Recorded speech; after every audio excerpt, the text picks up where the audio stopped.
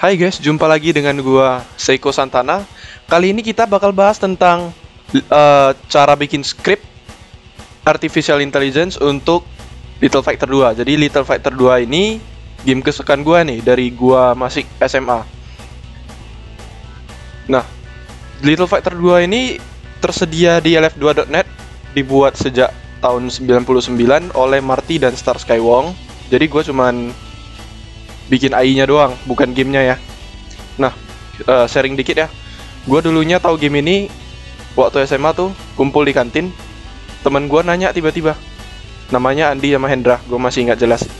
Katanya, pernah nggak main game Little Fighter? Waktu itu kalau namanya game yang mana yang gue gak tertarik, coba kan? Langsung gue hampirin, langsung lihat, oh ternyata menarik juga ini permainan.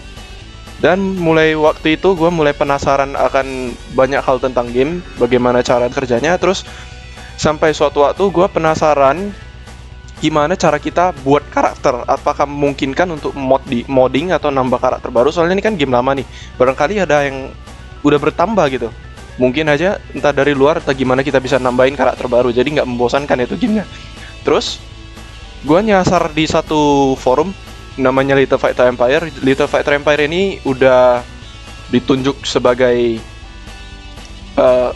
fansite official oleh Marty dan Star Skywong, dan dia punya banyak hal di sini yang berhubungan dengan Little Fighter, dan gua belajar banyak hal dari sini. Jadi kita dan gua waktu itu tujuannya masih nyari karakter baru, belum berkreasi atau apapun, hanya masih mikir mau buat mau tahu caranya masukin karakter baru. Dan waktu itu gua ketemu Goku, dari gua searching di Google, nyasarnya ke sini. Terus di bagian sini nih, gua masuk ke dalam masuk ke sini forum, mendaftar untuk lihat-lihat. Dan waktu itu gua ngelihat, wow, AI scripting. Apa itu AI scripting? Penasaran gua kan. Yang awalnya gua pengennya belajar modding, terus ngelihat AI scripting. Jadi katanya, this is the place where you can share your scripts for custom AIs for your character. Singkat cerita, gua masuk, makin penasaran dan makin penasaran. Waktu itu ada 3 thread yang dipin sama moderatornya. Dan gua baca-baca, di bagian yang ini nih,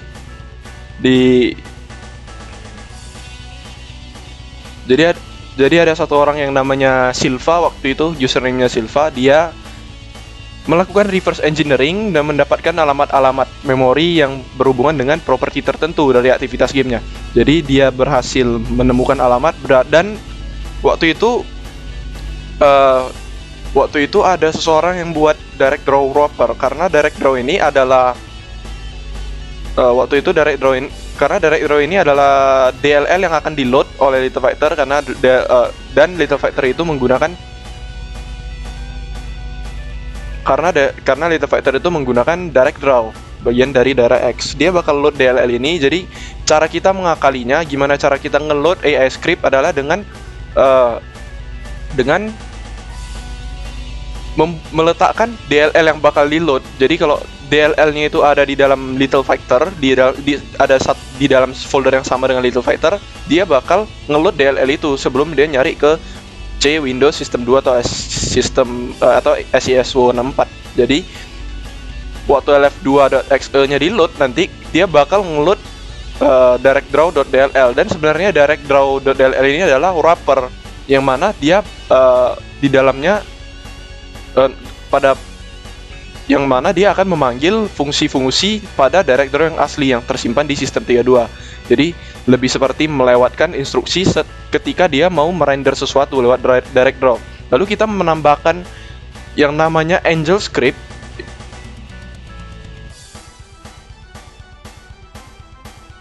Lalu kita menambahkan yang namanya Angel Script ke dalam direct draw itu untuk mengcompile script yang bakal dijalankan waktu gamenya berlangsung. Jadi di sini kita jadi dengan cara ini memungkinkan untuk memanipulasi Little Fighter 2 saat runtime-nya. Oke. Lalu gua ngelihat bahwa versi terbarunya dari Direct Draw Wrapper untuk AI ini adalah 2.2. Setelah penambahan fitur dan sekian banyak perkembangan, akhirnya ya berhenti di 2.2. Terus di paling atas ada tertulis go to this thread for updates. Waktu itu gua klik link ini dan ngelihat ternyata ada satu orang yang namanya George, username-nya George. Dia ngefork Direct Draw Wrapper yang tadi menjadi ke dalam dia ngefork Direct Draw Wrapper tadi dan mengupgrade banyak hal, menambahkan banyak hal termasuk versi AngelScript-nya dan sebagainya. Dan yang paling gua kagumi waktu itu dia membuat set enemy yang mana sebelumnya kita pikir adalah untuk yang mana kita pikir dulunya load target melakukan setting enemy, padahal tidak. Waktu itu fokus gua di sini. Cuman terus gua lihat di sini waktu itu gua mau ngembangkan script debug dan release.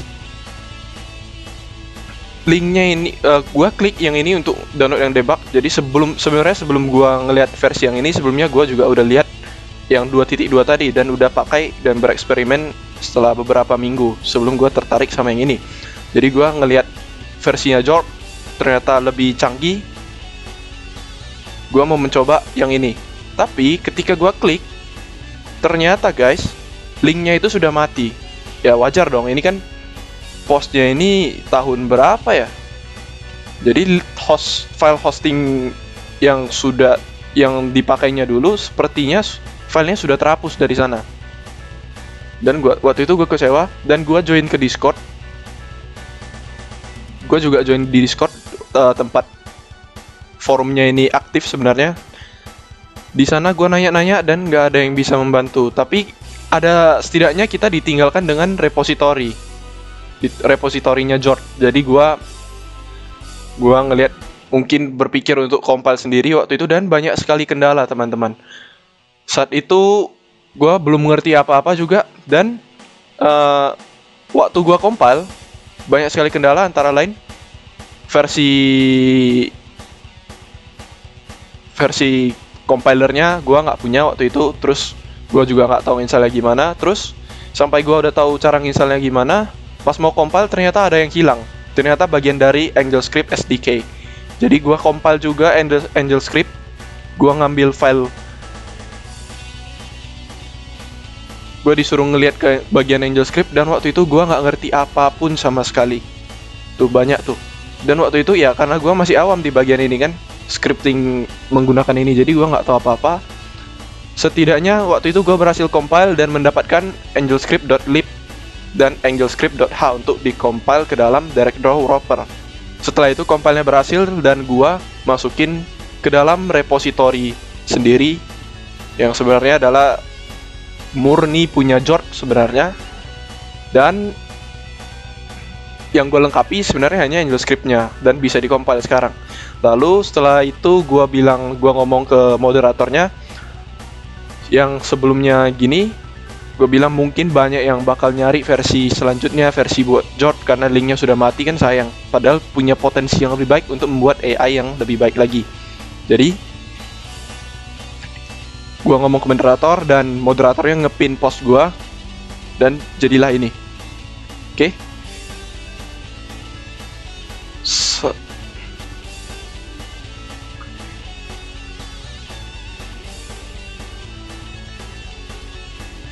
Dengan dokumentasi yang pas-pasan karena ini juga fan-made ya. Sesuatu yang fan-made, dokumentasinya pas-pasan. Gua baca-baca ini, di sini kita juga diberikan bantuan sebenarnya jika kita mau menulis kode AI-nya. Dan di sini dikatakan bahwa kita menggunakan basic C syntax untuk membuat AI script-nya, itu memungkinkan. Jadi sebenarnya ini AngelScript, waktu itu gua nggak ngerti AngelScript C syntax ternyata gua pikir. Dan ada beberapa hal yang penting di sini. Contoh ini akan kita bahas di bagian selanjutnya. Dan langsung aja kita ke bagian dokumentasi.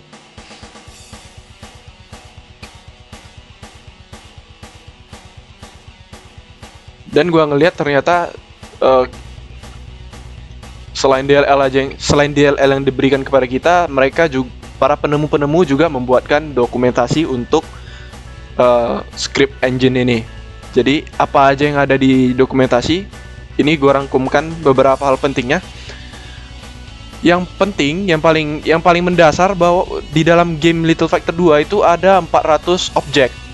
Gak akan lebih. Kalau lebih dari itu bakal crash gamenya.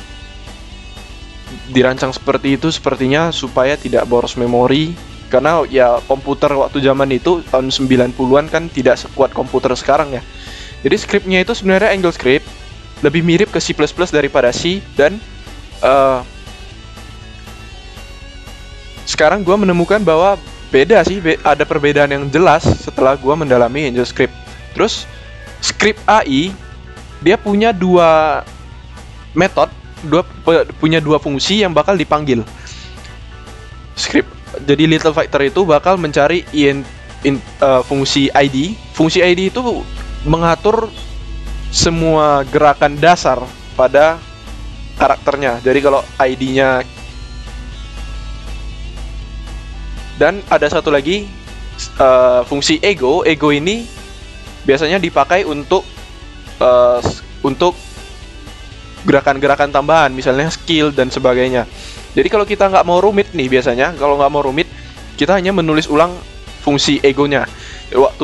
Jika kita membuatkan fungsi ego di dalam script kita, di dalam file Angle script kita, nanti fungsi ego kita bakal menimpa ke memori, dan waktu ego dipanggil dia bakal manggil egonya kita. Dari situ kita bisa override perilaku dari AI-nya. Tapi kalau kita override ID juga, disitulah kita harus mengurus semuanya sendiri. Tidak ada bantuan apapun, tidak ada istilah kita mencampurkan dengan AI bawaan, karena AI bawaan itu ada di fungsi ID dan kita menimpa fungsi ID-nya. Oke, jadi menimpa ini sebenarnya juga dia memberikan satu instruksi jump di bagian dimana seharusnya ID berada, dia bakal jump ke bagian paling bawah supaya memuat instruksi-instruksi. Di situ banyak space kosong untuk instruksi-instruksi baru. Dan aspek-aspek penting lainnya ketika kita membuat script untuk Angle script, di situ ada variabel, command, function, dan target loading, debugging, dan enemy setting. Variabel itu ya banyak sih yang berhubungan dengan gamenya, misalnya mana kita berapa, HP kita berapa, ukuran stage-nya berapa, si timer dan sebagainya. Jadi kalau Anda memahami data engine dengan Little Factor, kita bakal bisa membuat script yang lebih baik lagi karena kita memahami bagaimana internalnya dari bagaimana karakternya bekerja, bagaimana engine-nya bekerja. Yang kedua adalah command. Command ini kita pakai untuk memberikan perintah kepada karakter yang kita kendalikan lewat script AI kita. Misalnya untuk gerak ke kiri, gerak ke kanan, ke atas, ke bawah, lompat, menyerang, defend, dan sebagainya. Termasuk defend up attack, defend down attack, defend forward attack, banyak lah. Terus ada fungsi-fungsi, ini kita nggak akan bahas karena cukup jarang dipakai. Tapi salah satunya adalah print. Print cukup sering dipakai untuk debugging. Terus ada yang namanya target loading. Target loading ini bakal ngeload informasi untuk kita teliti lebih lanjut. Contohnya gerak-gerik lawannya, frame-nya dan sebagainya. Itu ada kita bisa mengakses objek lain lewat target loading. Jadi kita bisa dapatkan informasi dari objek lain menggunakan target loading. Terus enemy setting ini adalah fitur yang didapatkan dari fitur yang dibuat oleh George tadi. Tapi di sini di script yang akan saya buat nanti ini nggak akan masuk sih, karena kita menulis semuanya dari awal. Enemy setting itu dipakai kalau fungsi ID tadi itu nggak kita timpa. Tapi kalau yang ini akan saya timpa nantinya. Nah, karena akan membuat AI, kita tentunya perlu capaian. Oke. Capaiannya apa? Jadi kalau yang bisa tawarkan dengan AI ini adalah tentunya ya kita harap dia lebih pintar daripada AI bawaan gamenya. Termasuk bijak kapan menggunakan jurus pamungkasnya. Terus mendeteksi serangan. Jadi ada kalau AI bawaan kita lagi serang dia dengan jarak jauh, misalnya dengan energy ball, ya dia nggak akan menghindar, dia terima saja peluru itu. Terus memblok serangan kalau tidak bisa menghindar ini sebenarnya kurang efektif. Jadi akan saya tiadakan nanti jika sebenarnya tidak menghasilkan hasil yang lebih baik. Lalu tidak boros mana. Kalau AI bawaan itu beneran boros banget kalau menggunakan mana. Contohnya karena musuhnya lagi jauh dia bakal tembak, nggak peduli kena atau enggak, dan mana yang penuh dibuat sampai habis begitu. Padahal kan kalau kita pakai dengan bijak, tidak boros, sebenarnya hasilnya akan jauh lebih memuaskan. Terus satu lagi, kita kurangi agresifnya. Seperti yang saya bilang tadi, kalau AI bawaan itu ya dia jalan terus, terima terus peluru itu. Langsung ya tidak ada istilah takut kan. Hajar aja. Kalau mati, namanya bot, yang begitu. Tapi di sini saya akan coba mengurangi agresifnya. Tahu kapan harus maju dan kapan tidak boleh maju. Jadi yang ini, script yang saya buat ini memang tidak mengimplementasikan learning, tapi menggunakan, kalau learning itu kan kita tidak perlu coding secara eksplisit codingnya. Ini scriptnya saya coding secara eksplisit dan terkhusus untuk satu karakter saja. Saya akan fokus ke satu karakter saja. Oke. Lalu sekarang pertanyaannya, karakter mana yang akan saya pakai gitu? Karakter mana yang akan saya pakai? Pemilihan karakter ya juga menentukan juga bagaimana kita akan menuliskan skripnya, karena masing-masing karakter itu punya skill yang berbeda dan properti yang berbeda, bisa dibilang properti yang berbeda. Jadi saya akan pakai yang namanya Davis. Davis ini salah satu karakter yang mendasar ya. Kalau kita lihat dari karakter guide yang dibuat fan juga, guide yang dibuat fanmade. Di sini ada beberapa informasi. Davis ini sangat kuat untuk serangan jarak pendek, tapi kecepatannya agak lambat. Damage-nya itu tinggi, kecepatannya lambat. Jadi kita harus pintar memanfaatkan. Nah, di sini juga bisa kita lihat ada beberapa serangan ya. Di sini juga bisa kita lihat jenis-jenis special move-nya. Ada yang namanya leap attack. Leap attack ini biasanya kita pakai tidak dengan menginput ini sih. Terus ada lagi energy ball. Energy ball ini nggak akan saya implementasikan di AI-nya karena menurut saya ini sangat tidak efektif. Pertama, damage-nya kecil, terus bakalan boros mana. Saya sendiri ya tidak pernah memakai itu juga sebenarnya, hampir tidak pernah. Terus satu lagi,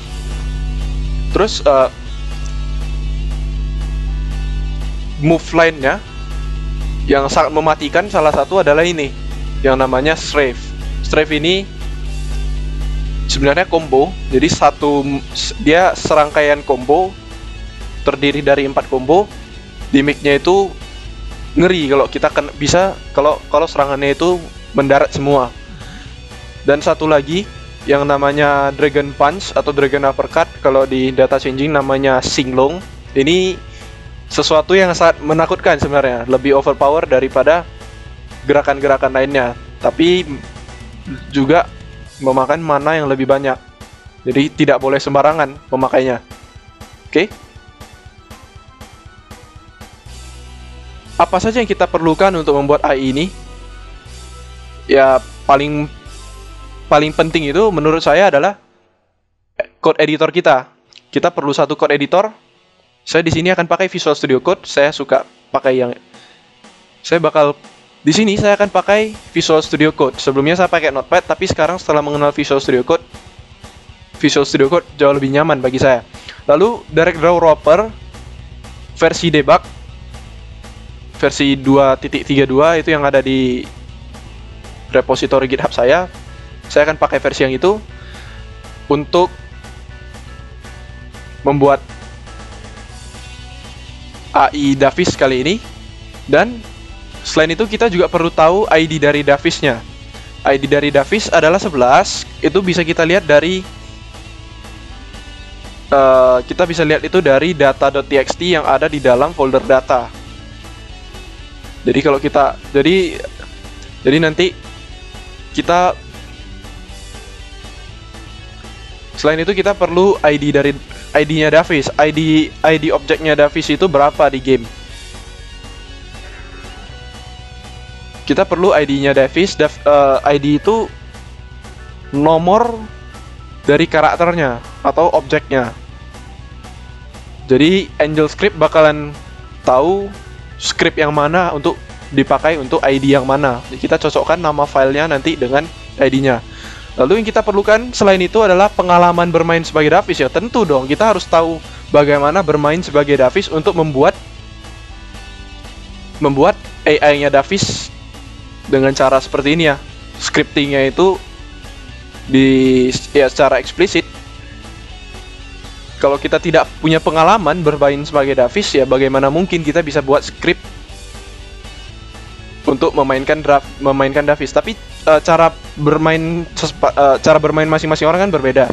Jadi yang akan saya buat ini adalah berdasarkan cara bermainnya saya. Jadi script yang akan saya buat ini adalah berdasarkan cara bermainnya saya. Bagaimana cara saya memainkan Davis di dalam game Little Fighter 2. Oke.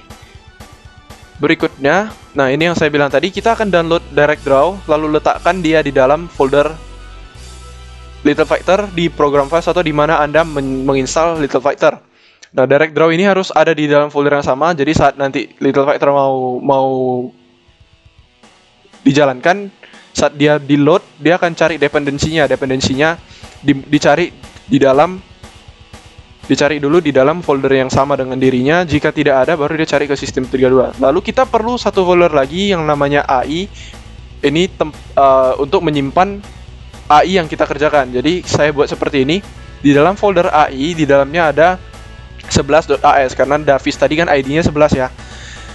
Jadi 11.as kita buat satu file baru. Lalu kita akan buka ini nanti dengan Visual Studio Code. Lalu saya akan buat satu lagi lalu saya juga menambahkan satu karakter yang namanya yang tujuannya adalah untuk menghilang saat gamenya mulai. Jadi untuk tujuan testing sih. Jadi kalau kita mau ngetes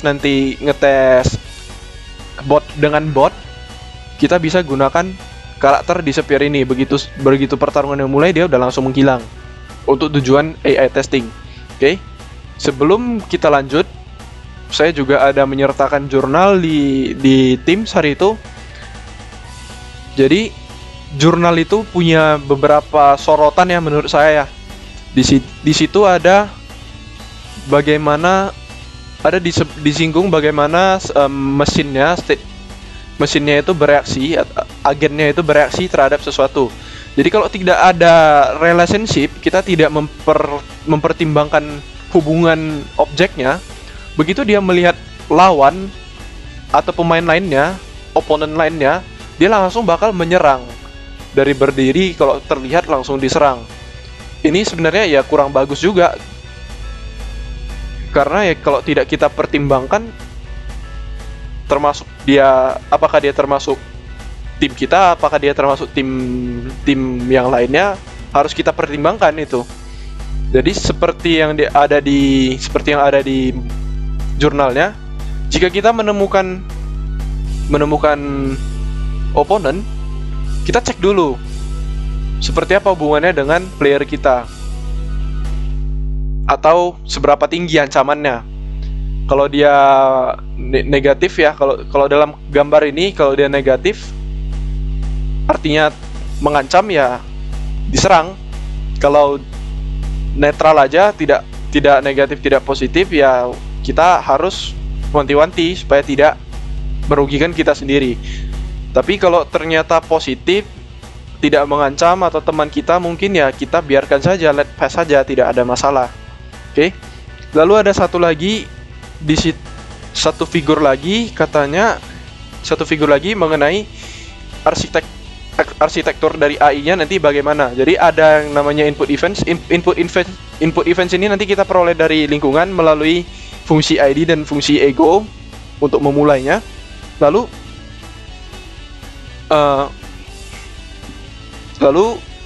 di sini juga ada tentang personality dan mood filter.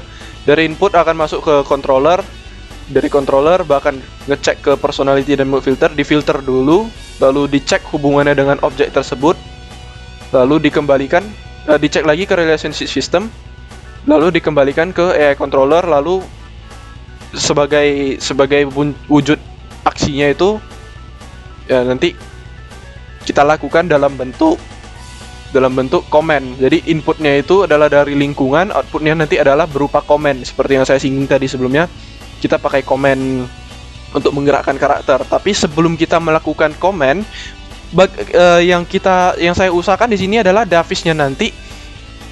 Ya seperti tadi, dia harus cek dulu relationship-nya dengan sebuah objek itu bagaimana. Apakah objek tersebut mengancam atau tidak? Jika objeknya mengancam, dia lakukan ini. Jika tidak, lakukan yang lain. Lalu dia juga perlu, kalau di sini disinggung mood filter, ya tidak bisa juga kita implementasikan figur ini sepenuhnya. Ya saya akan sesuaikan ini dengan gamenya. Di game, menurut saya personality dan mood filter itu bagaimana karakternya ini agresif atau tidak. Kalau mood filter ya saya buat HP, kalau nyawanya itu sudah sedikit, ya dia harus lebih hati-hati. Kalau mananya sudah sedikit, dia juga harus hati-hati. Jadi bijak menanggapi situasinya. Oke, tanpa berbasa-basi lagi, langsung aja kita lihat kodenya yuk. Jadi di kodenya, seperti saya bilang tadi, ada fungsi ID sama fungsi ego.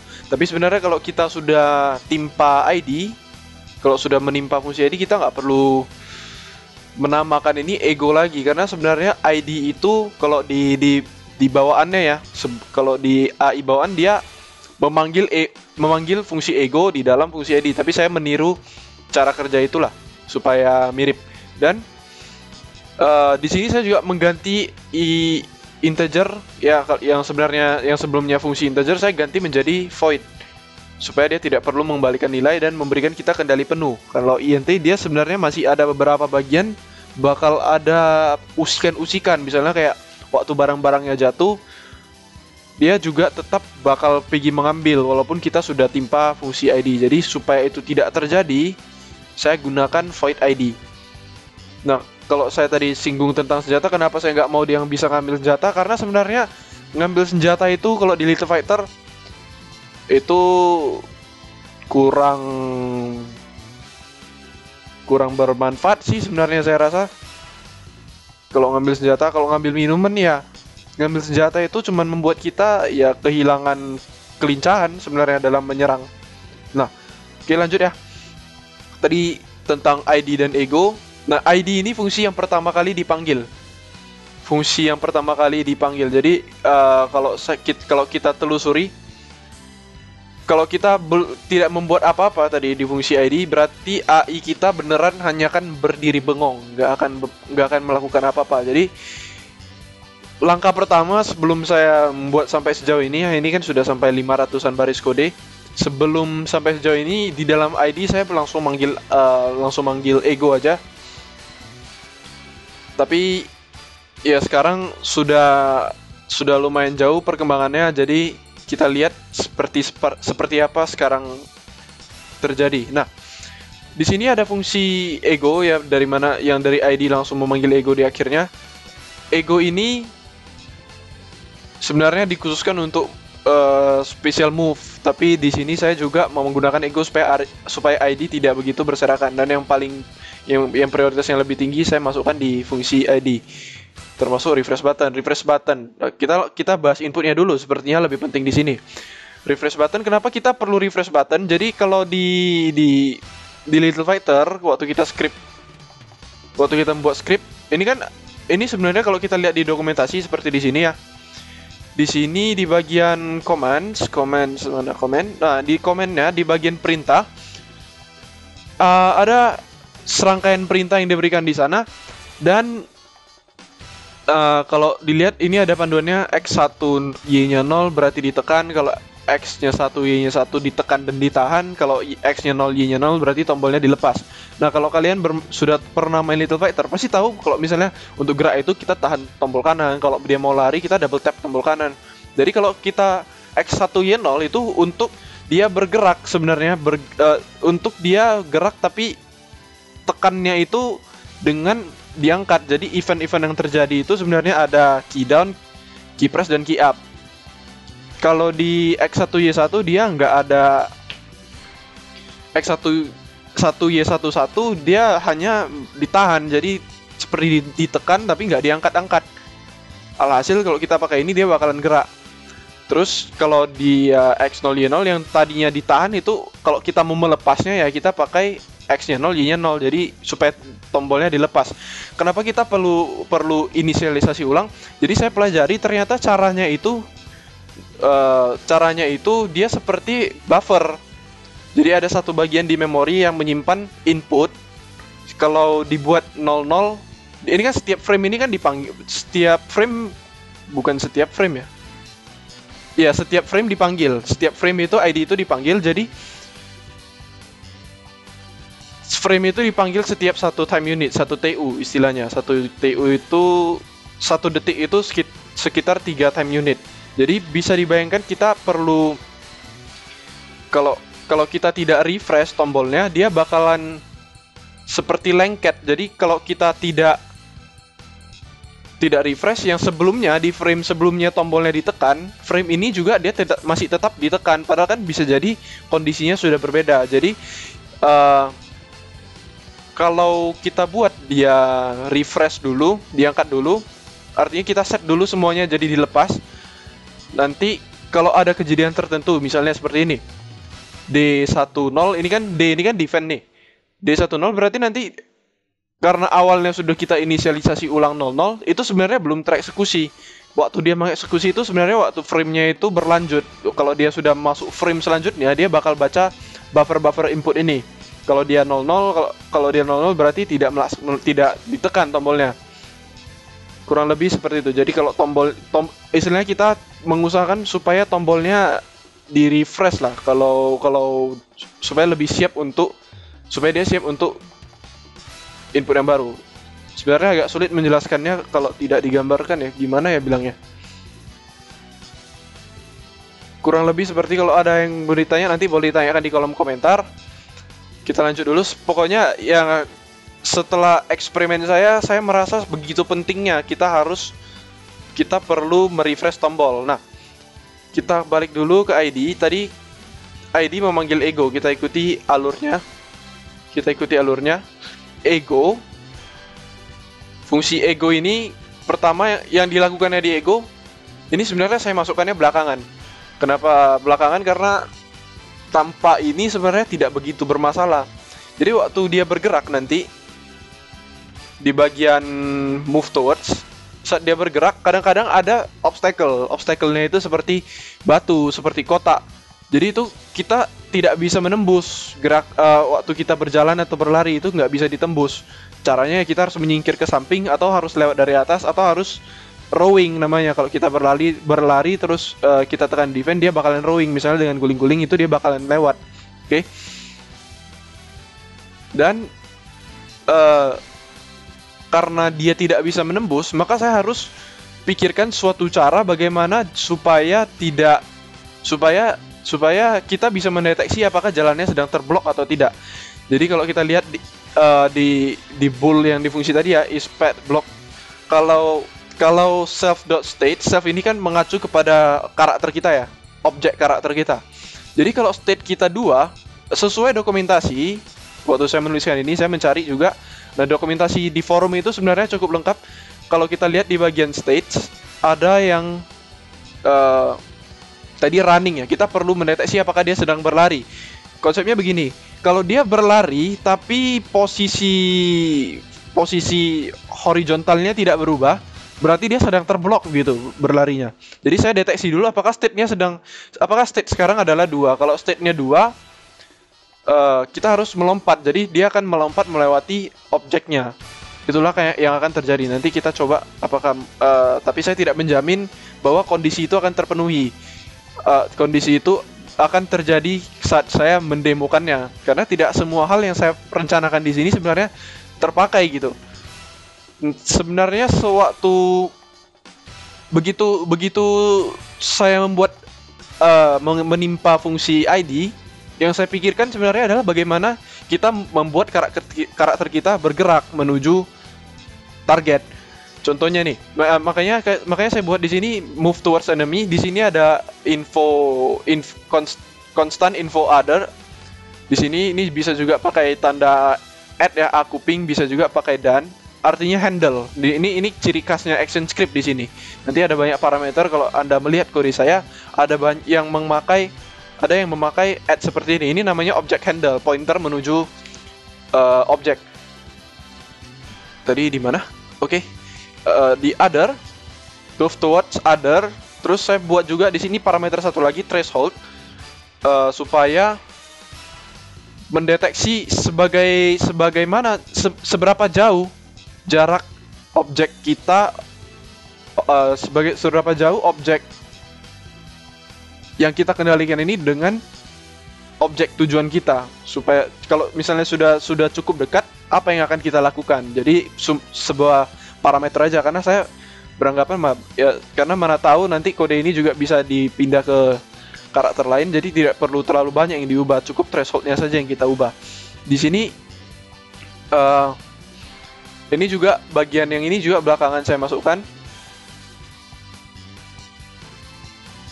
Yang paling penting waktu bergerak itu sebenarnya di bagian sini. Kita ngecek dulu jaraknya. Ini distance to ini sebuah fungsi untuk ngecek jarak. Jadi cara mendapatkan distance to itu sebenarnya adalah dengan mengurangkan posisi objek tujuan dengan objek kita, jaraknya itu dikurangkan, terus kita absolutkan untuk mendapatkan jaraknya. Jika jaraknya ke other ini nanti objeknya juga, jika jaraknya ini lebih besar dari thresholdnya dikali 2, maka ini untuk berlari. Jika cukup jauh lah istilahnya, jika threshold dikali 2-nya masih lebih kecil daripada jaraknya, ya berarti dia perlu berlari supaya lebih cepat sampai ke tujuannya. Tapi berlari itu juga kita harus pertimbangkan dia di sebelah mananya. Jadi kalau targetnya itu di sebelah kiri, ya larinya ke kiri, jangan lari ke kanan. Kalau targetnya ke kanan, ya larinya ke kanan. Makanya di sini kita pakai left dan kita pakai left, pakai right. Ini sebenarnya nggak perlu 2 kali sih left-nya, karena 1-0 di 2 frame dia bakalan seperti tekan 2 kali. Karena deteksi input itu kan di awal framenya. Jadi kalau objek di kiri ya, ini target on left itu juga dengan mengurangkan sebenarnya. Kita kurangkan objek tujuan dengan objek kita, objek karakter kita. Jika jaraknya negatif berarti dia berada di sebelah kiri, kalau positif berada di sebelah kanan. Sebenarnya cukup simpel sih, kita cukup bermain logika saja. Extreme juga sebenarnya fungsi yang serupa dengan distance to. Nggak ada bedanya sih sebenarnya. Cuman saya terlanjur sudah buat 2 fungsi. Awalnya saya nggak nemu, ya sudahlah. Perlu waktu juga untuk refactor nanti, coba mengingat waktu yang diberikan. Lalu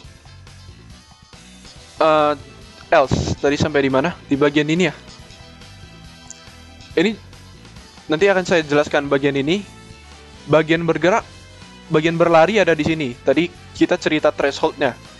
Cerita threshold, dan kalau dia cukup dekat ya, artinya dia lebih kecil ya. Kalau ini tidak terpenuhi juga, berarti kan ini lebih kecil dari threshold dikali 2. Kalau cukup dekat dia berjalan saja, makanya pakai left satu. Jadi tombol bergeraknya itu ditahan dia supaya dia nggak berlari. Seperti ini juga.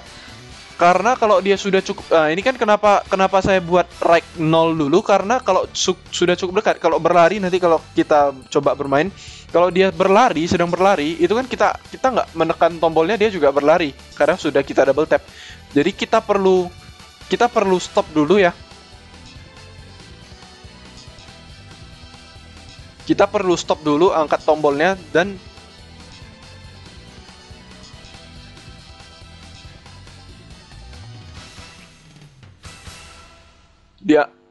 tombol geraknya diangkat, terus bergerak ke arah yang kita inginkan dengan ditahan supaya tidak perlu berlari, ditahan. Jadi kalau berjalan kan kita punya gerakan yang lebih bebas daripada saat berlari, karena waktu berlari serangan itu pun jadi berbeda, jadi running attack dia.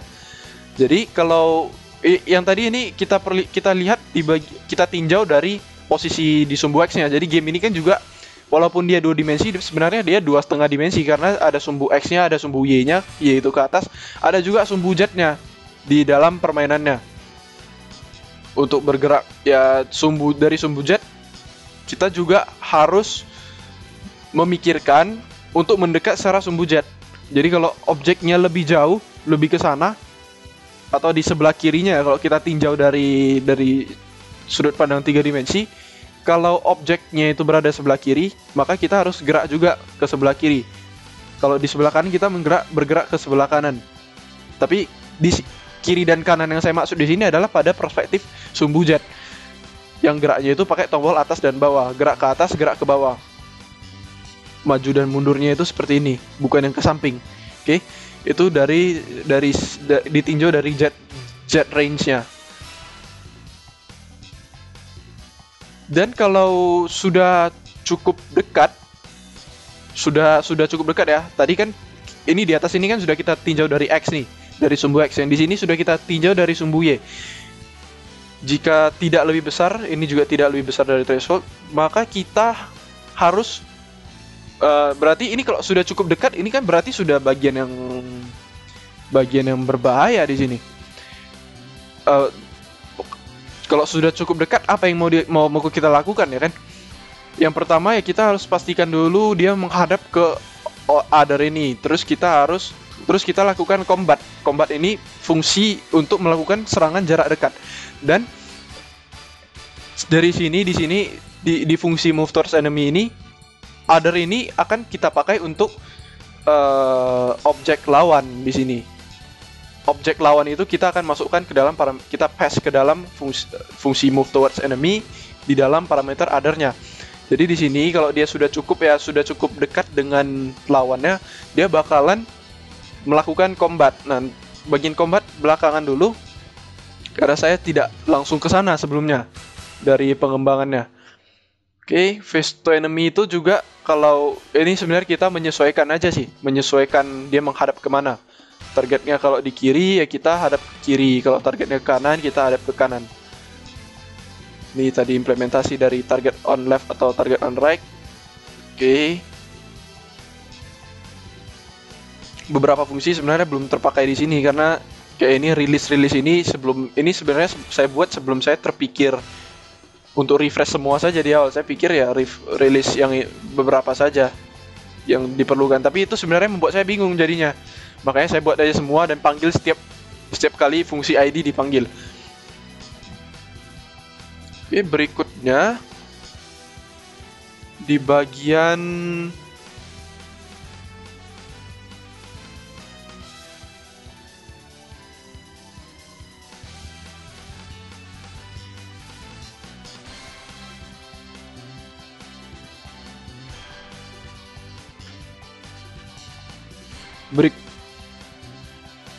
berikutnya di bagian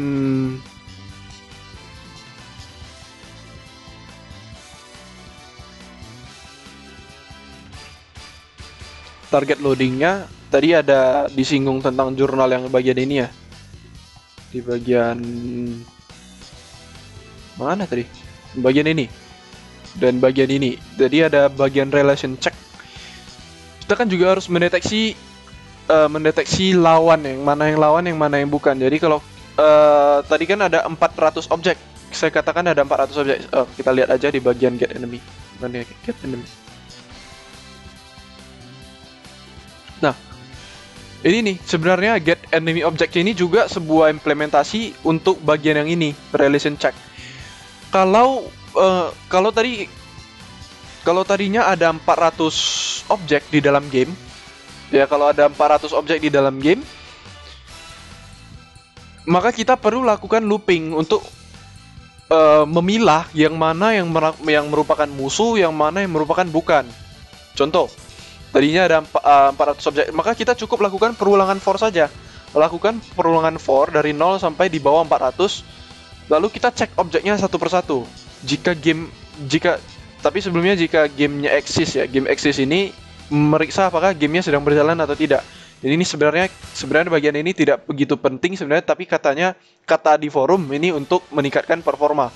Lalu bagian selanjutnya yang perlu kita cek, kalau ini adalah number dari diri kita sendiri, ya kita continue saja. Ngapain kita cek, karena diri kita sendiri juga termasuk di dalam 400 ini. Jadi kan sebenarnya kita ini kan kita memasukkan ke dalam array-nya. Kita membuat array dari objek-objek yang sebenarnya adalah musuh. Kita menyaring ini. Nah, kalau timnya ini bagian relationship-nya itu sebenarnya ada di sini, bagian relation-nya. Jika tim dari objek tersebut sama dengan tim kita, berarti dia bukan lawan ya kan. Kalau timnya sama berarti bukan lawan. Ya kita continue saja. Satu lagi, kalau HP-nya lebih kecil sama dengan 0, kenapa kita pakai lebih kecil sama dengan 0? Karena kadang-kadang kalau dia sudah mati, bisa aja HP-nya lebih kecil dari 0 ketika dia menerima serangan yang damage-nya itu mengurangi nyawanya cukup banyak sampai di bawah 0. Contoh, dia punya HP 10 terus kena serangan yang damage-nya 20, maka darahnya itu bakal jadi minus 10. Makanya kita cek. Ini untuk memastikan apakah dia masih hidup, objeknya itu masih hidup atau tidak. Ini untuk mendapatkan semua objek lawan. Jadi kalau semua ini terlewatkan, ini kan continue nih. Kalau semua checking ini tidak terjadi continue, maka kita masukkan ini, tapi kita masukkan infonya. Info ini ya untuk sebenarnya mempermudah kita. Ini objek ini di versi AngelScript yang ini untuk mendapatkan informasi dari objek dengan number ini nomor objeknya dari 0 sampai 400. Jadi ini kan hanya menyimpan nomornya. Kita juga kalau kita mau mendapatkan misalnya state-nya, HP-nya, MP-nya dan lain-lain, ya kita perlu inisialisasikan, konstruksikan ini dalam bentuk objek info. Ini konstruktor, parameternya i kita masukkan ke dalam red ini kita kembalikan. Oke.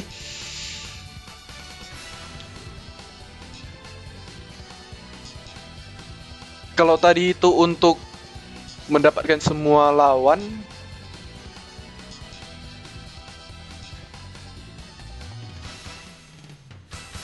sebenarnya bagian ini bisa dioptimasi ya. Get enemies tadi ini objeknya aja, kalau tadi objek ini ya kita kan tidak menyaring apakah dia objek serangan, misalnya kayak energy ball itu kan termasuk objek juga. Di sini kan nggak disaring. Jadi di sini yang kita cek itu type 0 itu apa? Coba kita lihat type 0. Saya lupa juga dengan apa yang saya buat sendiri. Type 0. Type 0 itu karakter. Nah, karakter artinya yang sifatnya bukan seperti yang tadi, serangan dalam bentuk misalnya energy ball. Kalau dia adalah bukan karakter, ya kalau dia bukan karakter nggak usah dimasukkan. Ini kan kita mau masukkan yang hanya karakternya. Sebenarnya ini bisa kita gabungkan ke atas sih, tapi nggak apa-apa lah, iterasinya juga sepanjang enemy yang didapatkan dari enemy object, nggak apa-apa sih, nggak masalah seharusnya. Oke, sekarang dari semua enemy yang kita dapatkan, ya, dari semua enemy. Kita kan panggil ini di dalam attackable enemies. Dari semua enemy yang kita dapatkan, kita mau yang mana-mana saja yang bisa kita serang. Yang ini sebenarnya sudah saya ubah, belum saya rapikan juga. Hasilnya jadi sama seperti get enemies, jadi nggak ada perbedaan dengan get enemies. Tapi karena belum sempat saya rapikan, ya begitulah alurnya. Nah, sekarang kita mau cek berdasarkan jaraknya. Jadi dari semua lawan yang bisa kita serang, itu kita sort. Kita mau ambil yang mana lawan yang paling dekat untuk dipilih. Intinya fungsi attackable enemies by distance ini adalah kita urutkan dulu dari lawan yang paling dekat sampai lawan yang paling jauh jaraknya. Oke. Jadi tadi di ego, kita kembali lagi ke ego. Di ego.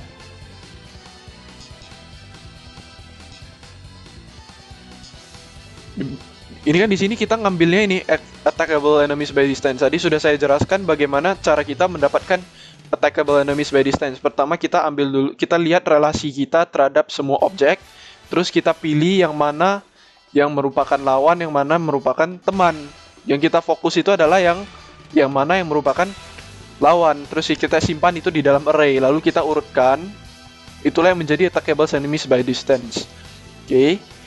Lalu di sini juga saya mengimplementasikan strategi, karena sepertinya kalau AI bawaan itu ya nggak takut mati, maju saja. Tapi ini belakangan aja. Jadi kalau saya harap Anda yang menonton ini paham kurang lebih yang saya omongkan sekarang, karena tadinya yang ini cukup sederhana yang tadi ya sudah saya jelaskan juga, untuk mendeteksi apakah dia sedang terhalang atau tidak. Terus dia harus mendapatkan semua lawan yang mungkin diserang. Lalu kita akan menyerang, ya, menetapkan yang mana menjadi target kita. Itu kita ambil dari enemies. Enemies ini tadi kan array dari kumpulan dari lawan yang bisa kita serang, mulai dari yang paling dekat ke paling jauh. Jadi kalau kita buat enemies 0, ya berarti karena ini 0 ini elemen pertama, dia bakal mendapatkan elemen yang paling dekatnya itu, lawan yang paling dekat itu. Kita tetapkan sebagai target di sini. Terus kita cek apakah length-nya ini lebih dari 0, artinya apakah enemy yang apakah jumlah lawannya itu ada atau tidak, apakah lawannya ada atau tidak. Karena kalau tidak ada waktu kita masukkan ini bakal menyebabkan runtime error. Disitulah tadi sebelumnya saya pusing, karena runtime error di sini di script engine ini runtime errornya tidak ada info apa-apa. Tahu-taunya ternyata fungsinya nggak berjalan. Dia akan berjalan sampai di mana terjadi runtime error. Di situ sudah tidak terjadi. Lalu ada air attack, ini juga belakangan akan saya jelaskan. Setelah dia bisa bergerak seperti tadi, move towards enemy yang saya jelaskan tadi. Setelah dia bisa bergerak mendekat ke lawan, pada pengembangannya waktu itu saya mematikan sementara fungsi ini. Saya matikan sementara fungsi pergerakannya. Lalu saya kembangkan pemikirannya untuk bisa menghindari sesuatu objek. Nah, di sini saya rekam, karena kalau sudah terlewat, kalau kodenya sudah berkembang, untuk kembali ke sana kan agak susah ya. Saya pertama ya, kalau untuk menghindar, kita juga harus tahu apakah dia objek tersebut ancaman atau bukan. Lagi-lagi kembali ke relation. Apakah objek tersebut adalah ancaman bagi dia atau tidak. Jadi kalau kita lihat di sini rekaman yang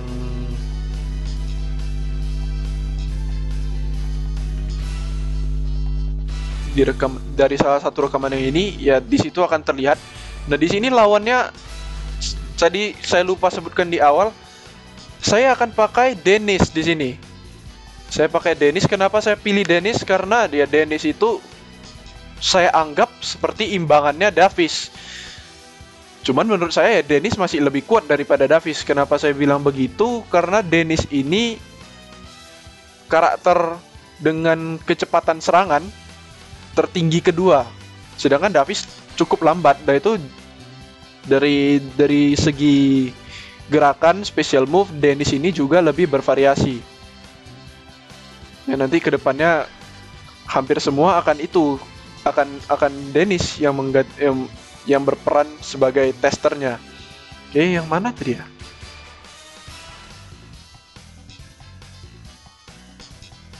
Kita lihat dari yang ini dulu.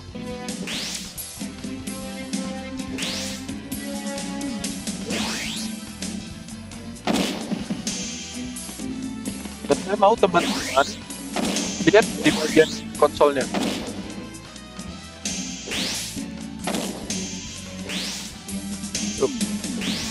Jadi pertama ya cara kerjanya, kita ulang sekali lagi. Cara kerjanya ya waktu serangannya ini masih saya yang memerankan. Jadi kalau bolanya itu ada bola yang mendekat ke arahnya, kita lihat di bagian kode. Dodge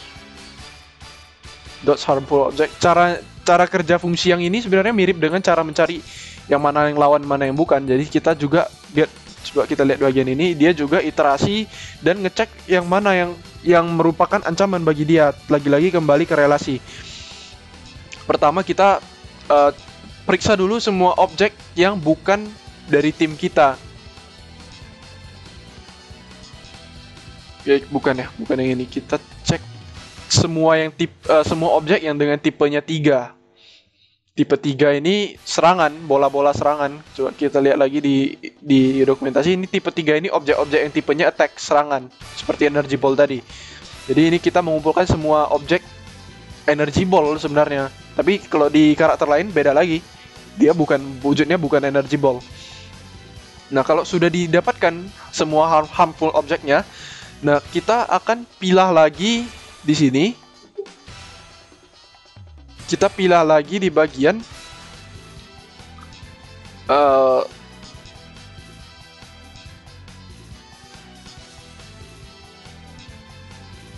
kita pilih di yang mana yang mendekat ke arahnya. Jadi yang ini, di bagian ini coba lihat. Ada properti X velocity dari sebuah objek. Kalau ini kita lihat di bagian data engine di dokumentasi, dia ada di sini. Di mana? Ini. Di bagian variabel. Di bagian variabel ada yang namanya X velocity untuk mendapatkan kecepatannya. Jadi kalau X velocity-nya lebih besar dari 0, berarti arahnya ke kanan. Kalau arahnya ke kanan, terus ini is target on left tadi kan untuk mengecek apakah objek ini berada di sebelah kiri. Jadi kalau objeknya ini mengarah ke kanan dan dia berada di sebelah kirinya objek kita, diri kita berada di sebelah diri kita, atau ya kasus yang lain, kita berada di sebelah kiri tapi objeknya datang dari kanan. Ya ini ya, kondisi yang ini yang satu lagi. Ini kalau objeknya datang dari sebelah kanan, nah ini lain lagi ceritanya kan. Ya tapi sama-sama kita harus menghindar.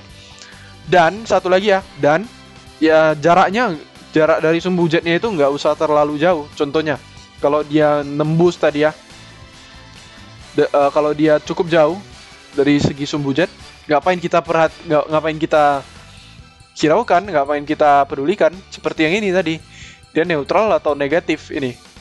Kalau neutral berarti ya, dalam hal ini neutral itu tadi kalau dia mengarah ke kita tapi posisinya cukup jauh dan nggak akan mengenai kita, itu kita warning saja. Kita sudah tahu objeknya ada tapi nggak kita tindak dulu. Nah kalau yang ini negatif ya, ini seperti yang tadi bagian negatif. Nah, ini akan dijalankan jika semua kondisi yang di atas ini terpenuhi. Artinya jika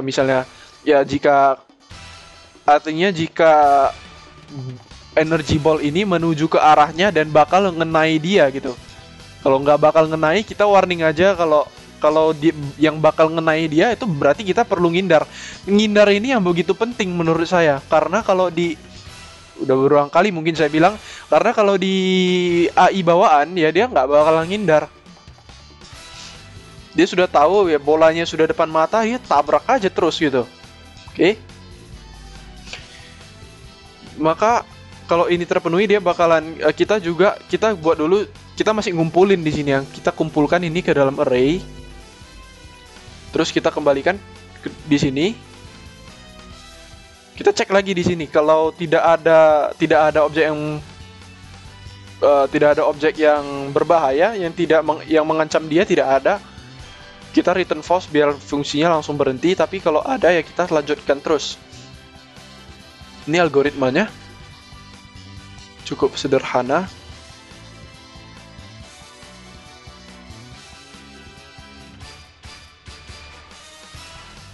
Singkatnya tadi di sini ada harmful object.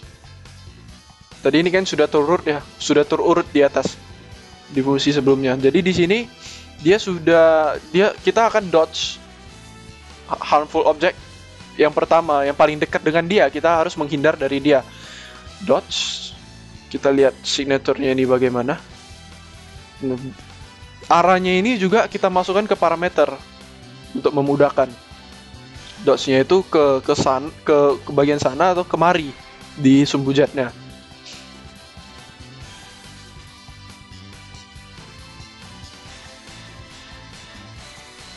Setelah saya implementasikan dodge ini ya, kalau ini left count kurang right count. Ini cara kerjanya begini nih. Di bagian ini kan tadi sudah kita kumpulkan nih objeknya. Sudah kita kumpulkan. Saya bagi menjadi dua. Contohnya seperti ini. Kalau ini ya, ini kayak saya ambil tengah-tengahnya dulu. Saya ambil tengahnya, saya bagi menjadi dua. Terus untuk setiap bola yang berada di sebelah sana, yang bagian jauh dan sebelah sini, itu saya kumpulkan. Yang di sebelah sana ada berapa, sebelah sini ada berapa. Jadi saya tentukannya yang mana lebih aman itu. Apakah di sana lebih sedikit jumlah bolanya, berarti di sana lebih aman. Kalau di sebelah sini lebih sedikit, berarti di sebelah sini lebih aman. Jadi saya akan melompat kemana bola itu lebih sedikit. Inilah right left, inilah tadi hasil implementasinya. Kalau dia berada di sebelah kanan panggung, kanannya itu, ingat yang saya maksud kanan itu adalah dari segi perspektif 3 dimensi. Artinya anggaplah karakternya itu 3 dimensi dan sebelah kanan karakter itu adalah keluar dari layar, sebelah kiri karakter adalah masuk ke dalam layar. Ini ya, saya play share. Dia datangnya itu ada di sebelah kanan, artinya sebelah bolanya itu ada di sebelah kanannya dia, sebelah kanannya panggung, tempat pertempuran. Ini saya bandingkan apakah lebih banyak di sebelah kiri atau lebih banyak di sebelah kanan di bagian ini. Kalau lebih banyak di sebelah kanan, ini akan bernilai false. Kalau sebelah kiri akan bernilai true. Yang ini kita panggil dodge dengan parameter seperti ini. Oke. Bagian ini nggak akan terpanggil sih, karena returnnya sudah ada di sini. Oke. Kita lihat dots itu seperti apa. Nah, dots itu ya lagi-lagi cukup sederhana, karena di sini kita cukup cek apakah dia arahnya ke kiri. Seperti tadi kan, to left ini kan sudah ditentukan di saat pemanggilan fungsi. Apakah to left-nya itu true? Kalau true ya berarti yang ini nih. Kalau dia true, dia harus bergerak ke sana, menjauh. Kalau to left itu false, berarti dia harus mengarah ke sini, keluar dari layarnya, dari sumbu jetnya, bergerak ke sana atau kemari. Untuk sini cukup sederhana, tapi kalau hanya mengandalkan ini sebenarnya ya kurang efektif juga. Maksudnya begini, kalau hanya bergerak, bola itu kadang-kadang cukup cepat untuk mengejar, terutama chase ballnya Dennis itu cukup cepat lah untuk mengejar jika hanya berjalan. Jadi saya buat juga ini jam supaya dia bisa sambil melompat sambil bergerak, bakal lebih cepat. Dan saat karakternya jongkok dia melompat, itu bakal jadi dash itu bakal mempercepatnya. Jadi kalau saya perlihatkan hasil dari implementasi dodge itu seperti yang ini. Ini nih.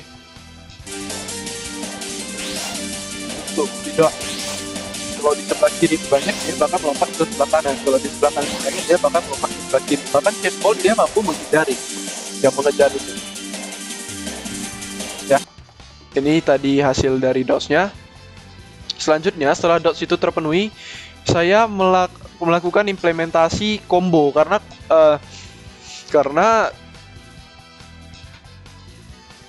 yang mematikan dari Davis itu salah satunya adalah strafe tadi. Strafe combo itu cukup tinggi damage-nya. Coba kita lihat salah satu recording di bagian ini.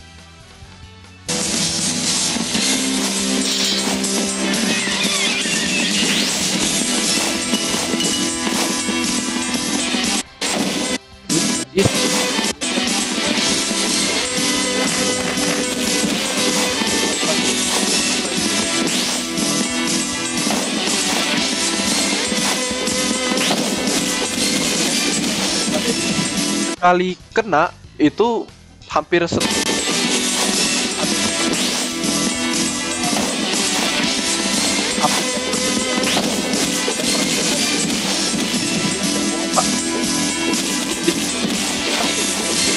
berusaha mengimplementasi combo yang ini dengan cukup baik. Jadi bagaimana caranya? Yaitu tadi implementasinya ada di fungsi move towards. Di bagian move towards, dia kalau bergerak, dia akan bergerak mendekati musuhnya ya.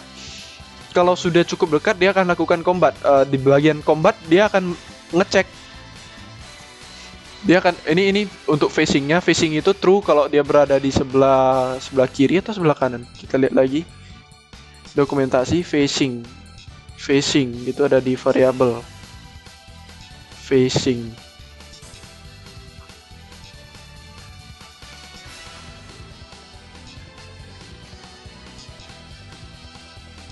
Ini facing. Facing itu bernilai false kalau dia menghadap kanan. Bagian ini sebenarnya ngecek kalau dia sudah menghadap ke arah yang benar. Kalau posisi musuhnya di sebelah kanan, ya dia harus menghadap di menghadap sebelah kanan. Tadi kan dokumentasi sudah bilang facing itu bernilai false kalau dia menghadap kiri.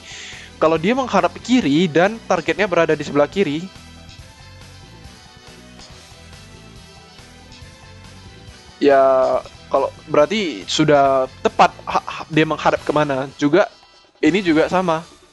Jika dia menghadap kanan, ini ya, jika dia menghadap kanan dan targetnya berada di kanan, berarti sudah tepat.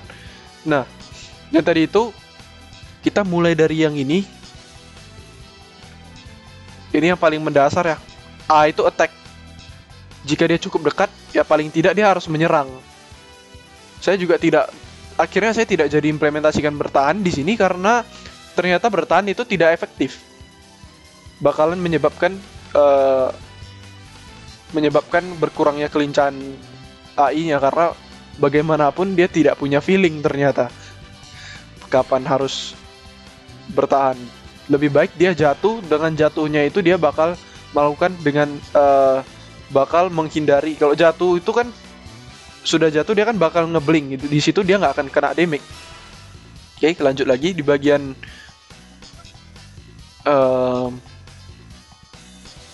di sini juga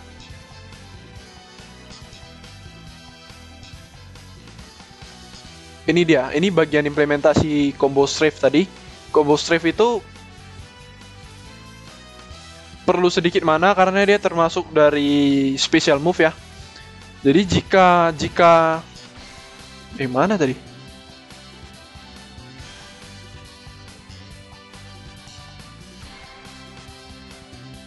Ini semestinya self. Oke. Jadi jika MP kita lebih dari 400 MP kita lebih dari 40 berarti MP-nya cukup. Kalau MP-nya cukup, lalu jaraknya cukup dekat ya, jaraknya 45 pixel aja, serangan ini bakalan kena. Ya, jadi tidak sia-sia dia menggunakan MP-nya. Dan state-nya itu nggak boleh 14. State 14 itu adalah untuk lying yang ini. State 14, lying. Kalau sedang berbaring ngapain juga kita pukul-pukul, nggak bakalan kena, bakalan tembus. Jadi ini kita cek kalau dia sudah cukup dekat, lalu mana kita cukup, MP kita cukup, lalu lawannya itu tidak sedang terbaring, ya kita akan lakukan combo strafe di sini. Combo strafe itu tadi yang 4 serangan itu.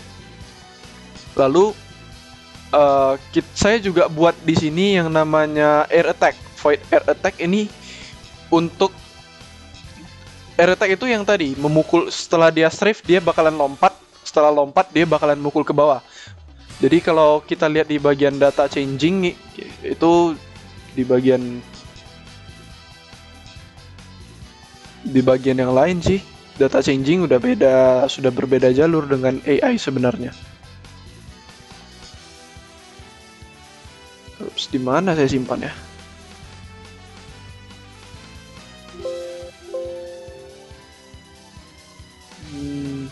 Ini dia VDC, Visual Data Changer. Saya coba perlihatkan data changing di bagian untuk Davis. Jadi di sini kalau dia frame-nya 280 atau frame-nya 281, kita coba lihat frame 200.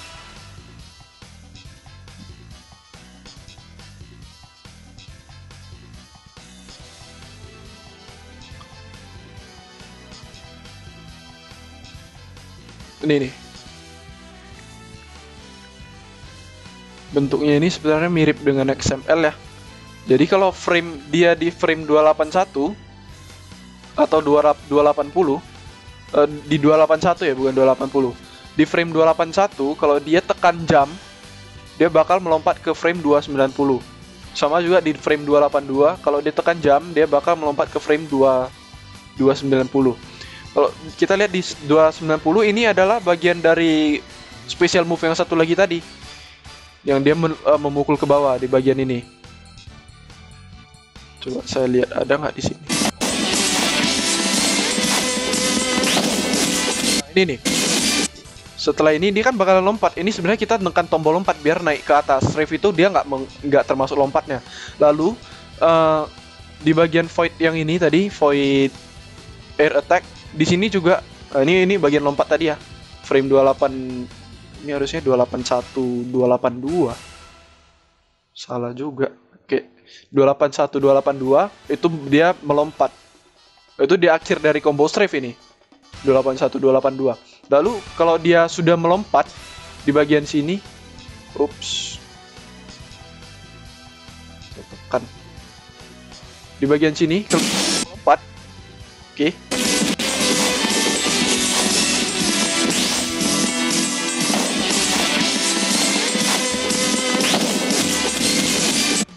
Tuh, dia kalau sudah melompat, ini sebelum saya terpikiran buat ini, dia terlalu cepat melancarkan serangan untuk memukul ke bawah sehingga tidak kena.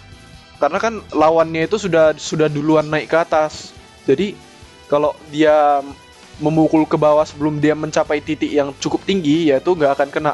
Makanya di sini saya pakai self.y harus lebih kecil dari 70. Kenapa lebih kecil dari minus 70? Sumbu Y di game ini sifatnya kalau ke atas itu negatif. Jadi kalau dia melompat di ketinggian 70 pixel, ketinggiannya sudah mencapai 70, dia baru bisa memukul ke bawah dan peluang untuk kenanya itu lebih tinggi. Jadi kita akan tunggu setelah lompat ya, bagian ini kan lompat. Dia kan air attack ini kan akan terus dipanggil. Jadi kalau ketinggiannya sudah mencapai 70 pixel dan frame-nya 292 itu yang di sini. Frame 292, kalau dia tekan attack dia bakal ngelompat ke frame 293. Kalau kita tekan attack di sini ya, ini saya tekan attack di sini supaya dia memukul ke bawah di frame 292 dan ketinggian 70 dia bakal melakukan yang ini. Bagian itu saja sih. Combo strafe diakhiri dengan air attack.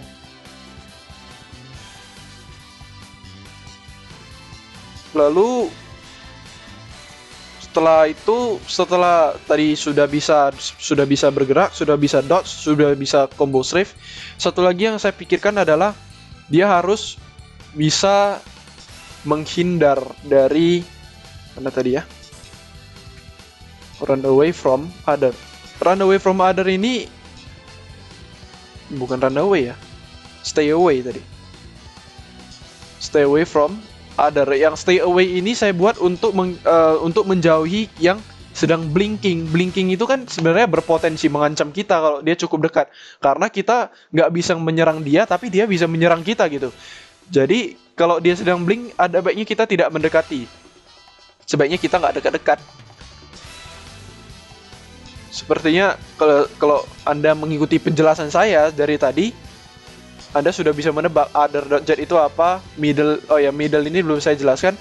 Middle ini ya tadi pertengahan panggung itu. Seberapa kalau kalau dia ini saya buat jika lawan yang sedang terjatuh itu berada di misalnya lebih kemari, ya dia gerak ke sana. Jika dia yang jatuh itu di sini, maka bergerak ke sini supaya tidak mendekat. Cara paling aman untuk mendekati itu ya sebenarnya menggunakan sumbu jet. Kalau bisa ya kita usahakan sumbu jetnya itu nggak boleh sama saat mendekati. Kalau dia dari sumbu X, serangan jarak jauh bakalan kena. Davis ini bukan tipe jarak jauh, dia tipenya jarak dekat. Maka pendekatan itu diusahakan melalui sumbu jet. Oke.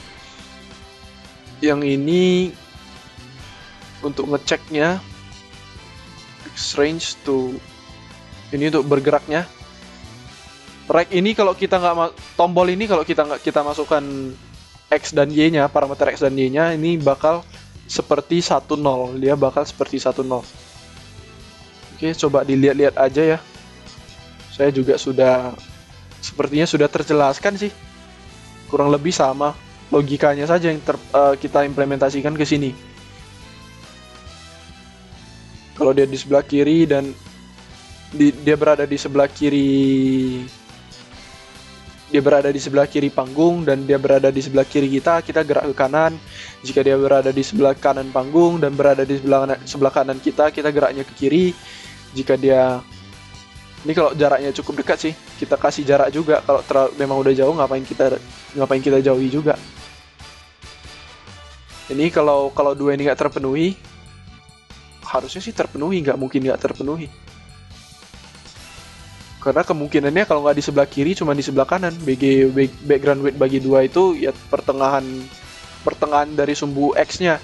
BG width yang ini, BG width dibagi 2. yang ini BG width. Ini jaraknya kalau kita bagi 2 ya, kalau nggak di kiri ya di kanan. Plus X ini yang tadi yang saya katakan mendeteksi apakah jalan kita sedang terblok atau tidak. Itu ada di fungsi ego. Is path blocked?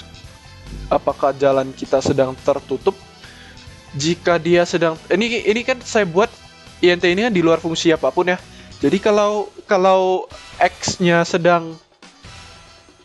kalau X-nya ini kan 0 ini cuma untuk inisialisasi, karena kan saya bakal membaca, jadi bahaya kalau nggak ada nilainya. Saya buat aja seperti ini. Kalau yang tadi ini saya bilang kalau dia berlari dan posisinya nggak berubah, berarti dia sedang terhalangi jalannya. Yang ini kalau berubah ya, else ini kalau berubah,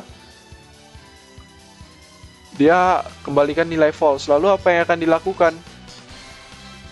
Kalau ini kembalinya true, ya berarti harus melewati atas. Kalau false ya nggak, berarti jalannya aman-aman aja, nggak terhalangi, karena X-nya kan berubah saat dia berlari. Yang bahaya itu kan ketika dia berusaha berlari tapi nggak bisa menembus. Selanjutnya apalagi ya? Bagian mana lagi yang perlu dijelaskan? Oh ya, strategi.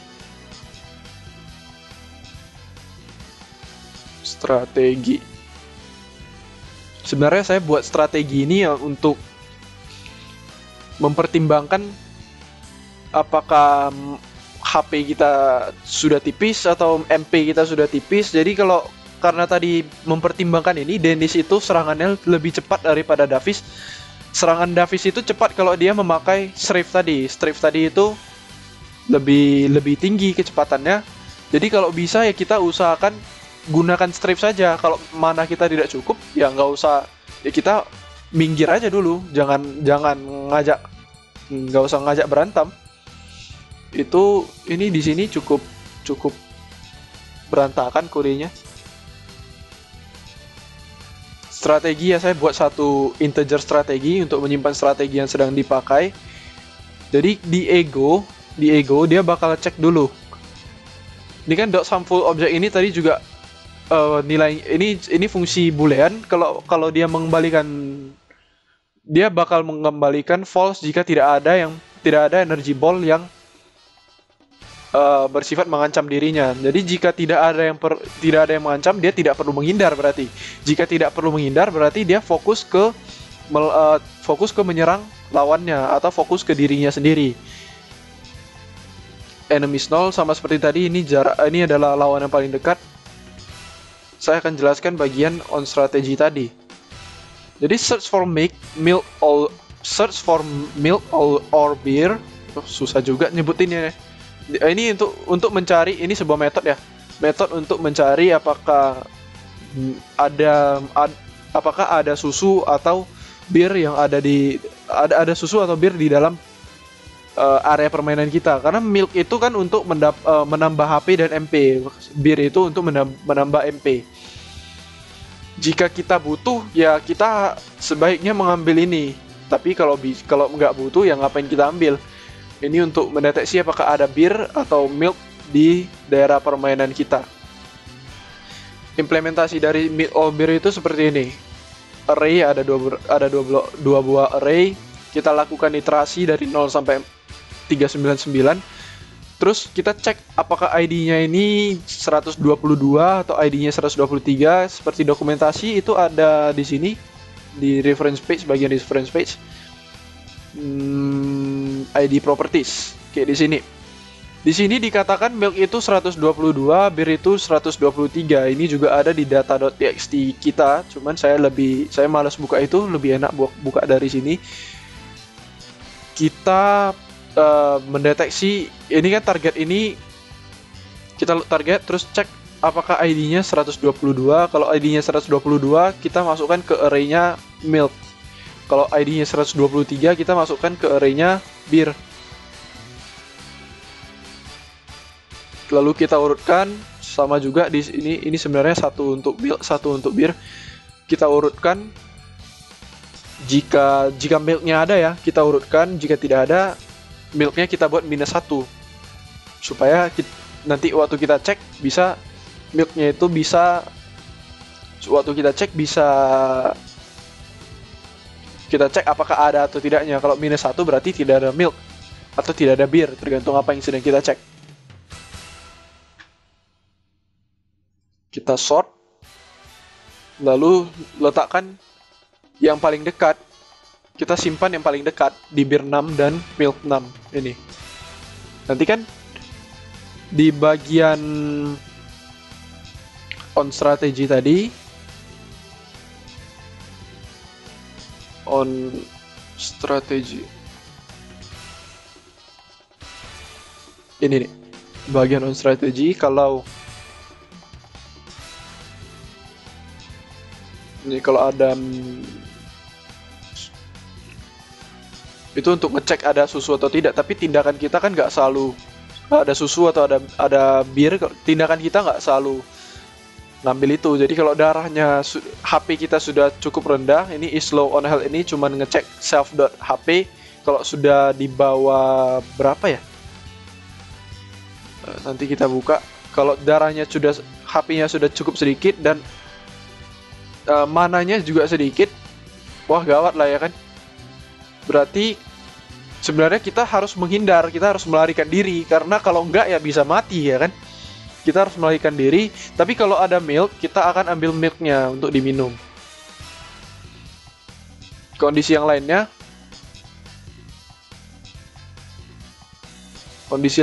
ya ini kalau mana kita tinggi, kita kembalikan 2. Nanti untuk yang memanggil fungsi on strategi ini kan kita akan cek di sana kembaliannya ini apa. Jadi print ini hanya untuk tujuan debugging sebenarnya, karena kan susah untuk melihat sebenarnya apa yang sedang dipikirkan AI ini.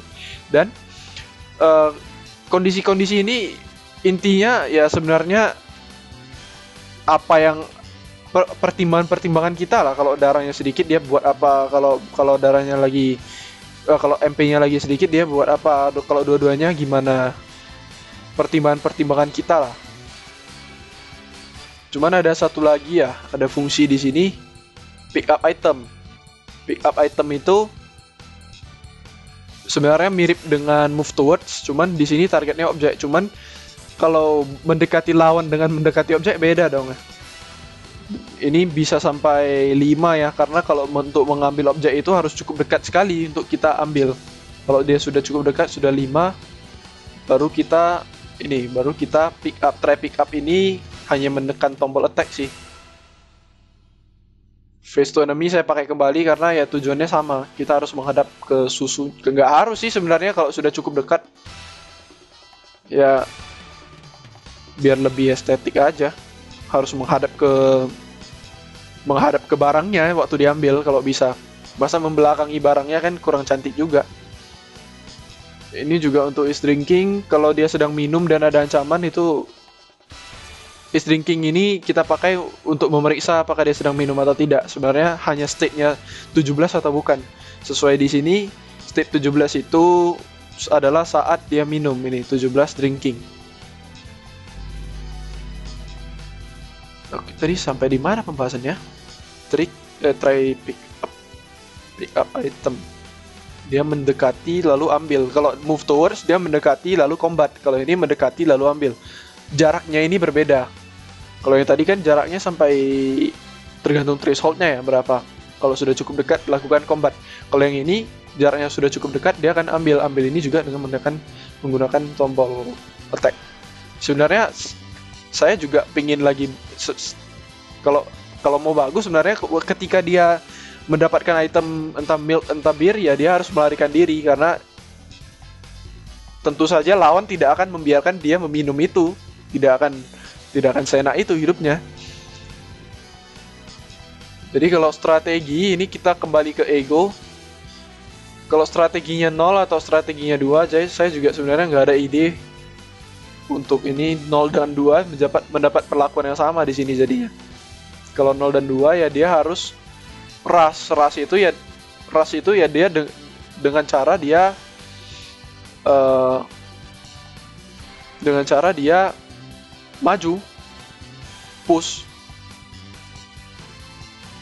Selain itu ini berlaku hanya untuk kalau 0 atau 2, karena kalau 4 dia punya perlakuan sendiri, jadi saya nggak lakukan apa-apa. Kalau 4 ini kan low mana. 4 ini saya buat untuk main aman gitu.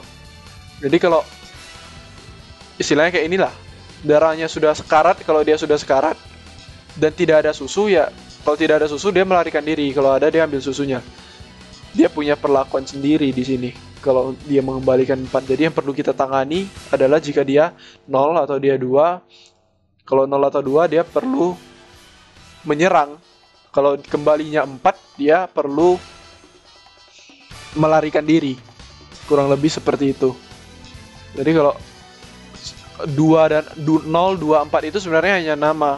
Awalnya saya buat lebih banyak lagi, cuman hasilnya kurang sesuai ekspektasi, jadi yang itu saya hapus. Tertinggallah di sini 0 dan 0, 4 dan 2, 1 ini juga nggak akan pernah terjadi sebenarnya.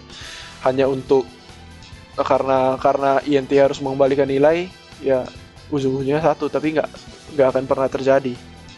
Saya rasa itu aja sih cara kerjanya. Jadi kita lihat satu rekaman lagi. Tadi threat detection sudah ya. Ini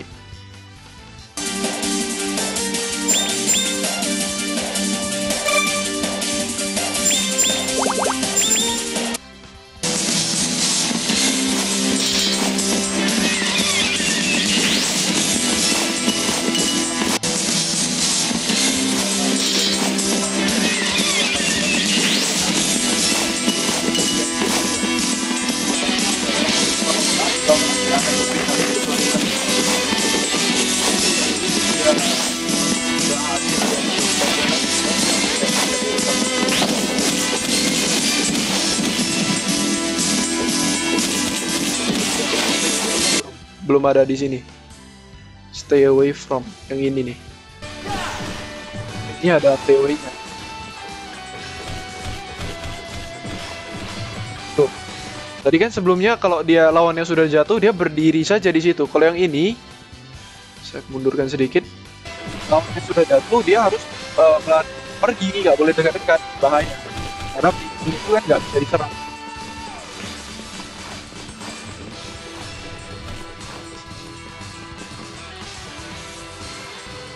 Kurang lebih seperti itu. Dan ya yang tadi kalau di fungsi combat tadi saya juga sepertinya belum bilang, belum menyatakan. Kalau tadi kan combat ini kalau memang tidak ada kondisi yang terpenuhi tapi harus menyerang, dia harus tekan tombol attack. Tapi kalau dia punya mana sedikit, jaraknya cukup dekat, dia bisa lakukan defend down attack. Defend down attack ini strafe combo tadi. Kalau jaraknya cukup dekat ya, jaraknya cukup dekat 30 pixel dan MP-nya cukup banyak, di atas 350, dia bisa lakukan defend up attack. Ini uppercut ini jurus pamungkasnya. Ada tadi muncul sekarang.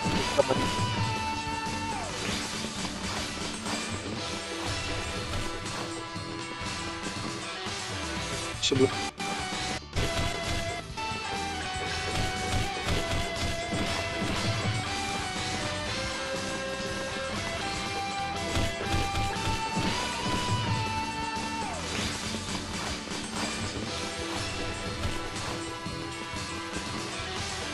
tidak ada.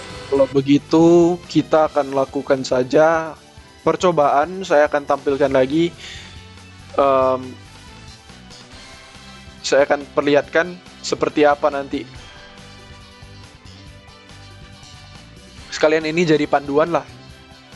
Jika Anda akan menjalankan pertama, ya tentu saja Anda sudah menginstal setup seperti tadi. Di Little Fighter-nya Anda sudah letakkan direct draw dan sudah dibuatkan folder AI-nya, jadi kita cukup jalankan saja. Nah ini dia akan versi dia akan ada konsolnya. Kalau versi rilisnya nggak ada. Saya jalan.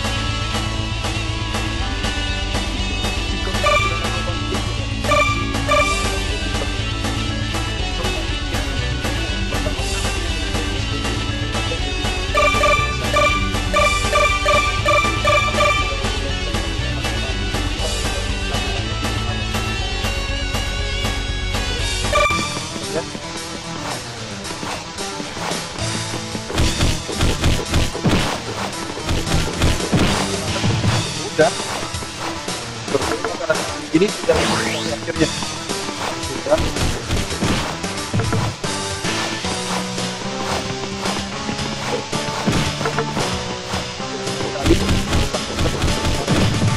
Ya, pandai-pandainya untuk melompat akhirnya jatuh juga. Ini pandai-pandainya Davis belum benar, akhirnya kena juga.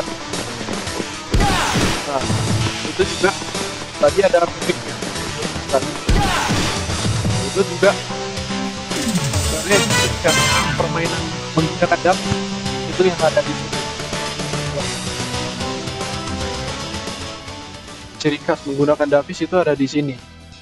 Itu yang bagian tadi mengeluarkan uppercut. Ini bagian yang ini.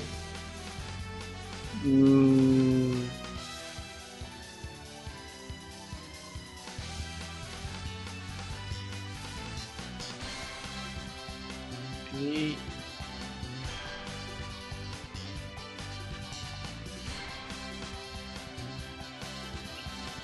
di bagian move towards ya.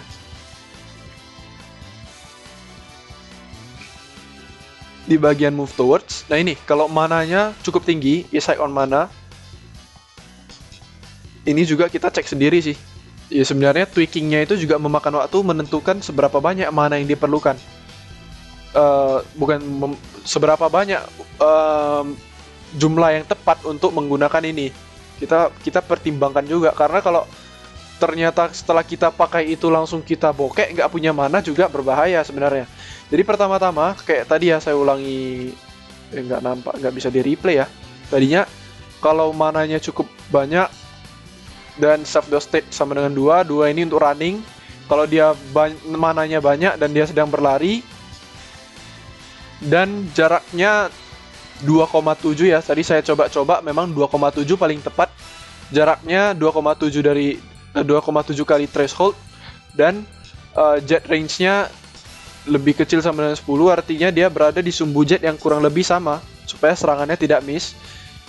Dan dia sedang berlari ya. Jadi bayangkan tadi dia sedang berlari terus berguling dan ya berguling itu efek dari ini. Kalau berlari dia ditekan defense, dia bakalan berguling. Kalau dia berguling berarti kan state-nya nggak bakalan 2 lagi. Itu udah state-nya 6, rowing namanya. State 6 ketika dia berguling. Nah, waktu berguling itu dia sebenarnya aman di situ. Rowing itu dia nggak bakalan kena damage. Diserang pun tembus karena dia nggak punya body di situ. Nggak, hitbox bodinya itu nggak ada.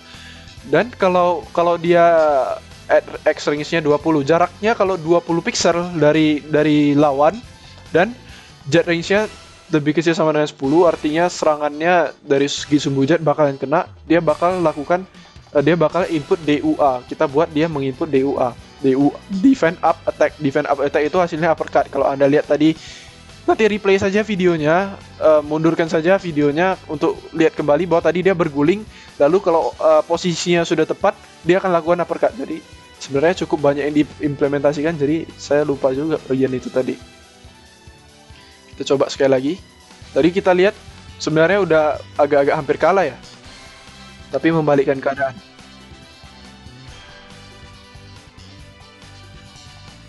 Coba lagi, sekali lagi.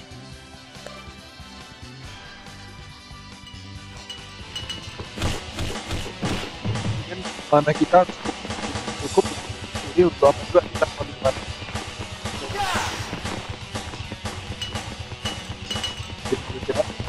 pengejar ini sih bagian dari itu.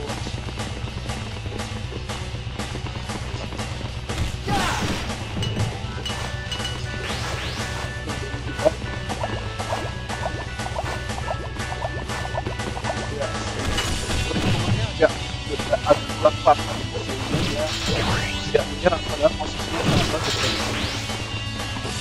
berapa nanti dia masih bergerak kali ini.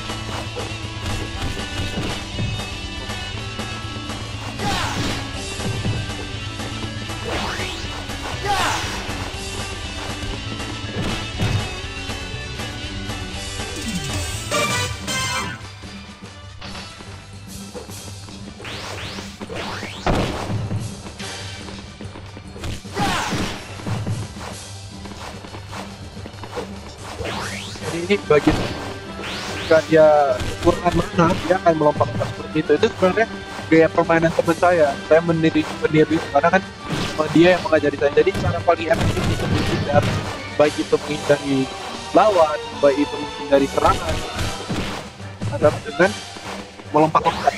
Itu kalau kekurangan mana.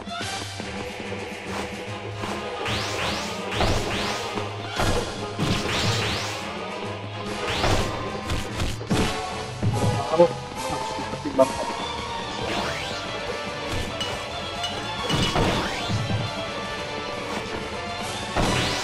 Karena kondisi tidak berpihak pada kita ya.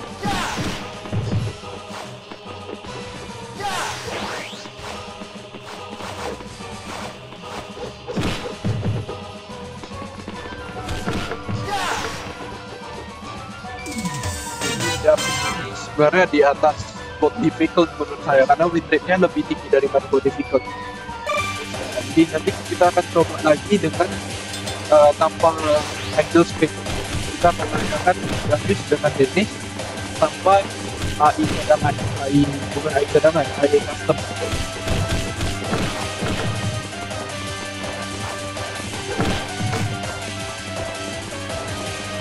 Sebenarnya tidak pintar.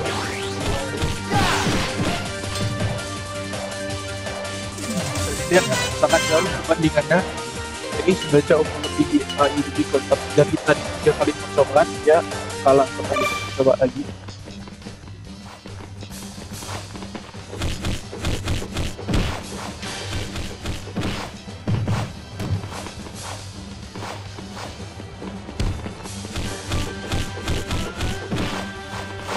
Kita seperti yang tadi saya bilang, saya usahakan menggunakan karena serangan ini lebih cepat jika menggunakan serangan biasa.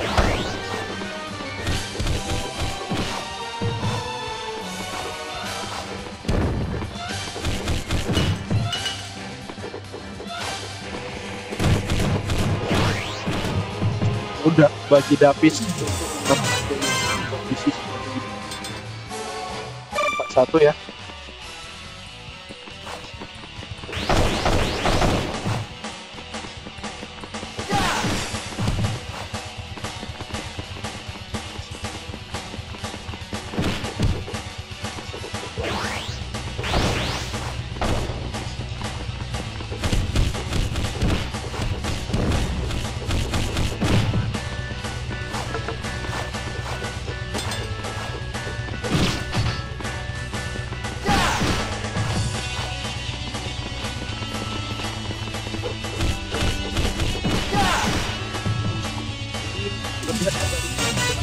Saya sendiri adalah cukup aman maju kalau kita punya cukup banyak mana. Jadi walaupun agak sekarat ya maju aja selama mana kita cukup banyak. Karena kita kalau sudah sedikit kan legenda lebih tinggi ya. Kayak tadi kan kita lebih bisa mengeluarkan jurus komunitas. Jadi saya rasa legenda cukup tinggi dan saya cukup yakin kalau kita tes lagi bakalan menang lagi sih. Tapi saya pikir sih tidak selalu win rate yang menentukan. Tapi kalau kita bandingkan dengan pemain manusia, ya saya sendiri juga sudah merasakan bahwa yang ini lebih sulit untuk dikalahkan karena dia bisa menghindar. Untuk sesama bot ya tentu sudah tentu berbeda tingkatannya. Kalau kita tidak merasakan sendiri sebagai pemain melawan Davis. Saya pikir itu aja yang bisa saya sampaikan melalui scripting ini. Kalau ada yang mau ditanyakan, boleh ditanyakan di kolom komentar mengenai apa saja berhubungan dengan game ini, ataupun scripting, ataupun data changing. Untuk script ini akan saya bagikan juga nanti. Untuk kalian yang mau mencoba melawan script ini, bisa di-download dan disimpan, di setup ke dalam Angel Script-nya supaya bisa aktif AI-nya. Itu saja. Kalau ada kesalahan selama penyampaian mohon dimaafkan. Terima kasih sudah menonton video ini. Saya harap materi ini bisa memberikan hal baru kepada Anda. Terima kasih.